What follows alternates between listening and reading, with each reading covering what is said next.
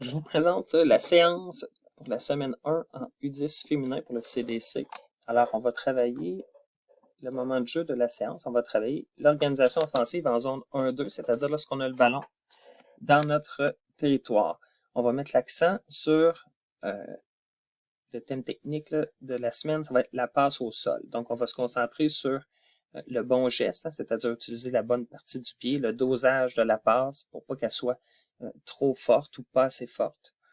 Est-ce qu'on fait la passe sur le joueur ou dans un espace? Comment on fait pour savoir à quel moment on doit faire la passe? Ce genre de choses-là qu'on va intervenir au sujet de la passe et on va mettre ça en situation de jeu là, dans un simple 2 contre 1, donc pour sortir de notre moitié de terrain.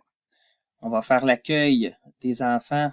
On va les mettre pour ce qui est du jeudi, hein, pour la partie de la séance de la semaine, qui va être sur semaine.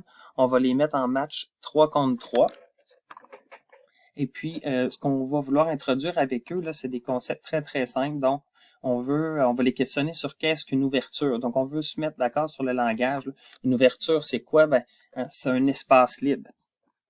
Comment on fait pour repérer une ouverture lorsqu'on a le ballon? Il faut prendre l'information. Donc, il faut lever les yeux. Très important. Comment on fait pour profiter d'une ouverture? Il y a deux façons généralement. Soit je vais conduire le ballon dans l'espace libre, ou bien je vais faire la passe à un partenaire qui va pouvoir utiliser cet espace libre-là. Alors, on veut vraiment introduire le concept de qu'est-ce que c'est qu'une ouverture, parce qu'on va reparler d'ouverture avec eux. On veut savoir, on veut qu'ils sachent de quoi on va parler. Je vais passer la situation pour le samedi, parce que c'est pas moi qui est là le samedi, mais je vous présente la situation qu'on va faire, la situation simplifiée qu'on va faire sur semaine. Alors, ça va être un atelier sur la passe. Il va y avoir deux variantes. Donc, on peut doubler l'atelier parce qu'on devrait avoir des groupes d'environ une dizaine d'enfants. Donc, ça fonctionne bien à 4, mais on peut doubler n'importe quel des 4 là, si on a 5 ou 6 joueurs. Donc, l'idée, là, c'est vraiment un atelier simple pour mettre l'accent sur la passe. Alors, on a deux joueurs face à face qui débutent avec un ballon. Donc,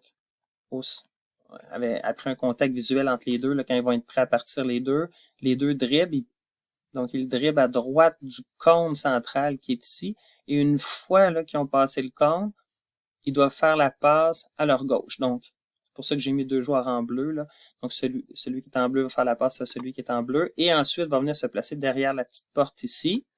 Et celui qui est en rouge fait la même chose. Il court avec le ballon. Une fois qu'il a dépassé le cône, il peut faire la passe à sa gauche. Et ensuite, il vient se placer après une première séquence. C'est les deux joueurs qui sont ici qui vont avoir le ballon. Et ils vont faire la même chose. Alors, après 4 ou 5 minutes maximum, on va pouvoir leur demander au lieu de contourner le cône à droite, on va leur demander de contourner le cône à gauche pour varier. Donc, ils vont devoir faire la passe à leur droite. Alors, sur quoi on va insister? Le genre de questions qu'on veut leur poser, c'est très simple. Avec quelle partie du pied dois-je faire la passe? Donc, la passe au sol courte.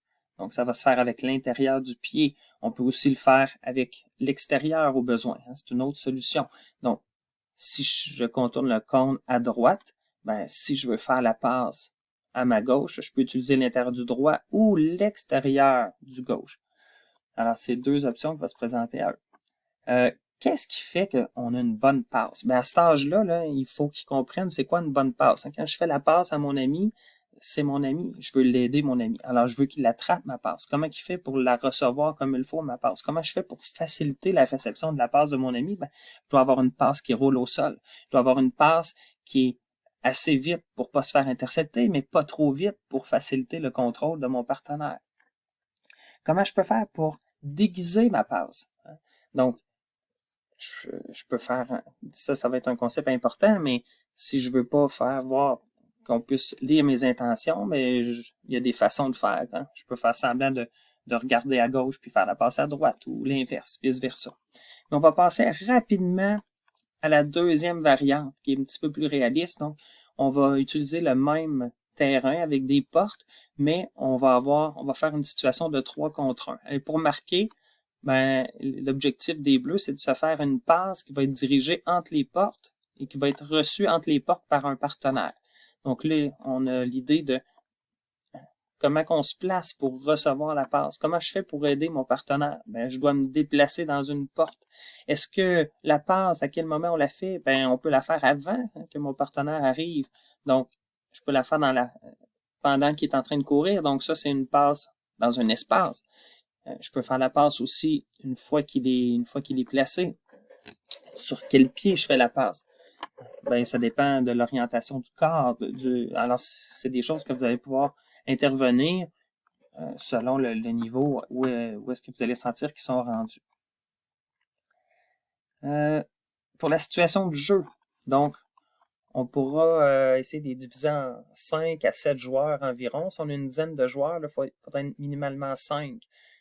Si jamais on est moins que ça, si on est 8, on est peut-être mieux de faire seulement un exercice, parce qu'à 4, c'est pas suffisant. On va peut-être manquer un peu de joueurs. Ça roulera peut-être pas bien. Alors, dans la surface, l'idée ici, c'est un 2 contre 1. Donc, on peut faire partir le joueur bleu avec un ballon. Il a un partenaire. Au départ, le défenseur, lui, démarre sur une ligne ici qui représente un peu la ligne de retrait là, sur la remise de coup de pied de but. Alors, l'objectif des Bleus, c'est d'aller faire une passe dans un des 2 petits buts qui va être placé en haut. Et ils sont 2 contre 1 pour y arriver. Si le défenseur récupère, lui, pour marquer, il doit faire une passe entre les 2 poteaux qui sont orientés vers le vrai but. Donc, on les place vraiment sur un endroit sur le terrain où est-ce qu'ils vont être placés quand ils vont vivre cette situation-là. On veut reproduire la situation où on a le ballon profondément dans notre territoire, sur un côté, et là, on est en surnombre. Comment on peut arriver à sortir le ballon de notre territoire? Donc, là-dedans, on va travailler la passe, c'est certain. Donc, on va avoir besoin d'avoir un contact visuel entre les 2 joueurs. Le joueur qui est ici va devoir repérer la situation. Est-ce qu'il demande la passe? Est-ce qu'il fait un appel dans un espace? Est-ce qu'il revient ici pour donner plus un appui sur le côté? Ben, ça va dépendre de quoi? Ça va dépendre du choix du défenseur. Si notre joueur ici qui a le ballon, il n'est pas cadré, c'est-à-dire qu'il n'y a pas de pression, on peut faire l'appel dans l'espace, mais au fur et à mesure que la pression va augmenter, le joueur ici ne pourra plus faire l'appel dans l'espace. Il va devoir offrir un appui sur le côté. Si le défenseur choisit de surveiller la passe, ben le joueur qui a le ballon, le porteur, lui, va pouvoir prendre la décision de dribbler. Donc, il va avoir beaucoup de prises de décision en fonction du placement du défenseur ici. Et c'est ça qu'il faut arriver à faire comprendre aux enfants. Donc, le genre de questions qu'on peut leur poser pour leur faire réaliser ça, c'est que doit faire l'attaquant qui n'a pas le ballon? Ben, il doit se positionner au bon endroit en fonction de la position du défenseur. Que doit faire le porteur du ballon? Ben, il doit essayer de repérer il doit lever les yeux pour repérer son partenaire, puis essayer de voir aussi l'adversaire, la décision du défenseur, s'ajuster en fonction de ça. Si jamais l'exercice est trop difficile, ben on peut une des modifications qu'on peut faire, on peut forcer le défenseur à rester sur la ligne pour défendre. Sinon, pour rendre l'exercice plus difficile, si c'est trop facile pour les enfants, on peut réduire la dimension du terrain. Ensuite, on va terminer avec un match en format réaliste de 7 contre 7. Dans les matchs, on va utiliser les règles donc de remise en touche avec passe au sol ou en dribble. Les coups de pied de but avec une ligne de retrait, c'est la ligne qui est en vert. Ça veut dire que l'autre équipe doit reculer derrière cette ligne-là. On va utiliser donc les vraies règles. Et le coup de pied de coin. Je vous rappelle que dans les matchs, on intervient le moins possible. Donc, sauf si c'est vraiment en lien avec ce qu'on a fait durant la séance. Et à la fin, on va faire un petit retour 5 minutes avant la fin pour questionner les enfants, pour voir qu'est-ce qu'ils ont retenu de la séance et essayer de mettre l'emphase sur les choses importantes à propos de la passe, qui est le thème de la journée. Merci de votre attention.